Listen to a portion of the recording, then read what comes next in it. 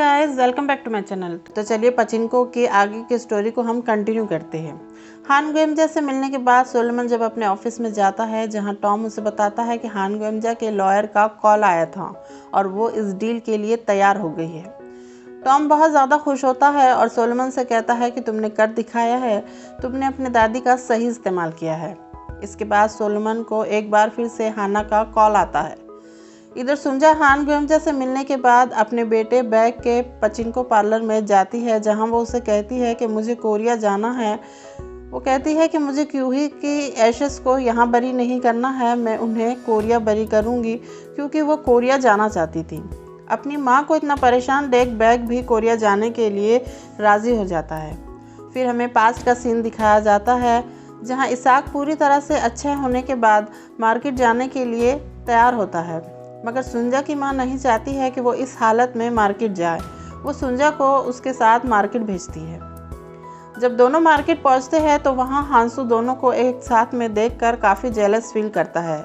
इसके बाद दोनों एक रेस्टोरेंट में जाते हैं, जहां इसाक सुंजा से कहता है कि उसे पता है कि वो प्रेग्नेंट है। उसे बताता है कि उसने उसकी माँ और सुंजा का सारा कन्वर्सेशन सुन लिया है। वो कहता है कि तुम्हें और तुम्हारे आने वाले बच्चे को आगे की ज़िंदगी में बहुत मुश्किलों का सामना करना होगा। सुंजा यहाँ इसाक को जवाब में कहती है कि वो अपने बच्चे को प्यार और ज़िंदगी की सभी सुख सुविधा देने के लिए बहुत कड़ी मेहनत करने वाली है।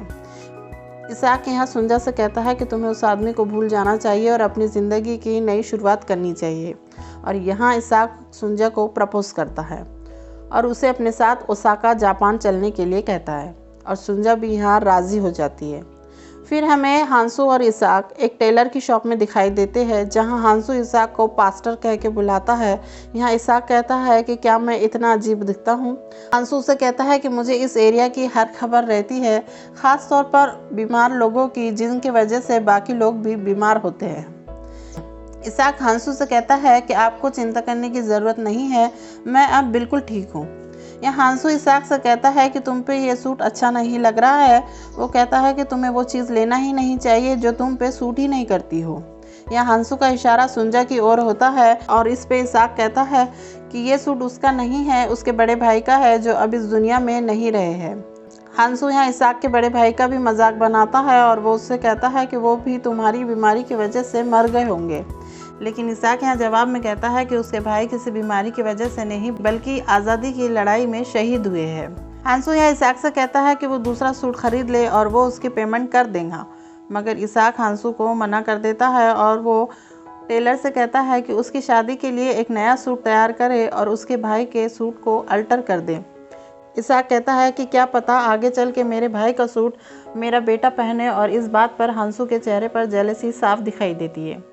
इसके बाद इसाक सुंजा को चर्च लेके जाता है, जहां वो फादर को सारी सच्चाई बता देता है। फादर यहाँ कहते हैं कि सुंजा ने बहुत बड़ा पाप किया है। इसाक फादर से कहता है कि सुंजा और उसकी माँ ने उसकी जान बचाई है और ऐसे में वो उनका एहसान उतारना चाहता है। फादर यहाँ सुंजा को समझाते हैं और उसी चर्च में दोनों की शादी हो जाती है। फिर हमें सुंजा की माँ को दिखाया जाता है, जो एक शॉपकीपर से 2 बाउल चावल लेने जाती है, मगर वो दुकानदार उसे मना कर देता है। वो दुकानदार उसे कहता है कि अगर जापानीज़ कस्टमर के लिए चावल कम पड़ गए तो जापानी पुलिस उस पर कार्रवाई करेंगी।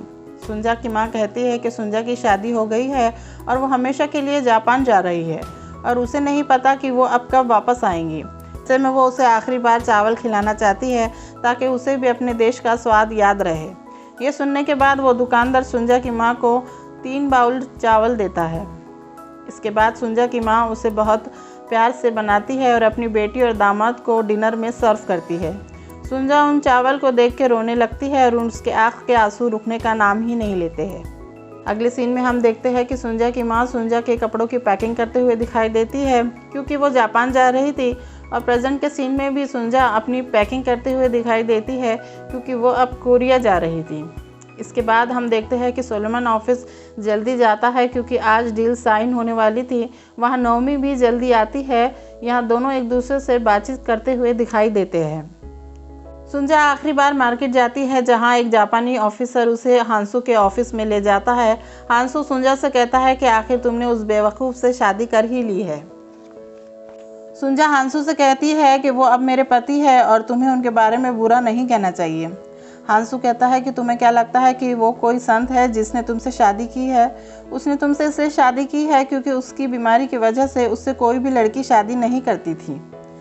सुंजा यहाँ कहती है कि इसाक ने उसे सब कुछ दिया है जो हांसू उसे देना नहीं चाहता था। हांसू सुंजा को जापान जाने के लिए मना करता है, मगर सुंजा उसकी बात नहीं मानती है।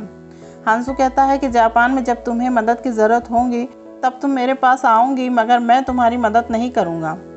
अगले दिन सुंजा अपनी बहनों से भी मिलती है और अपने घर को हमेशा के लिए अलविदा कहती है। सुंजा की माँ सुंजा को छोड़ने के लिए आती है, जहाँ वह उसे सब कुछ समझाती है कि तुम्हें अपने इन-लॉज़ का पूरा ध्यान रखना होगा, अपने पति का भी ख्याल रखना होगा और उस आदमी को हमेशा के लिए भूल जाना होगा। यहाँ वो सुंजा को उसके पिता की आखिरी निशानी में कुछ रिंग्स देते हुए दिखाई देती है। फिर कुछ मोमेंट के बाद वहाँ एक कोरिया की सिंगर जाते हुए दिखाई देती है, जिसका स्कार्फ नीचे गिर जाता है और सुंजा उसे उठा के देती है। वो सुंजा से कहती है कि क्या तुम भी शिप का इंतज़ार कर रही हो जापान जाने के लिए? सुंजा कहती है हाँ। वो सुंजा से कहती है कि आज वो शिप में अपने लोगों के लिए गाना गाएंगी। फिर सुंजा अपने माँ को हमेशा के लिए अलविदा कहती है और दोनों बहुत रोने लगते हैं और ये सबसे इमोशनल सीन होता है, जहाँ व्यूअर्स के आंखों में से भी आंसू आ जाते हैं। सुंजा की माँ और हांसू शिप को जाते हुए देखते हैं, जहाँ सुंजा की माँ को पता होता है कि वो अब सुंजा को कभी नहीं देख पाएंगी। आगे की कहानी मैं आपको अगली वीडियो में कंटिन्यू करूँगी। अगर आपको मेरा वीडियो पसंद आया है तो इसे लाइक कीजिए, शेयर कीजिए और मेरे चैनल को सब्सक्राइब कीजिए।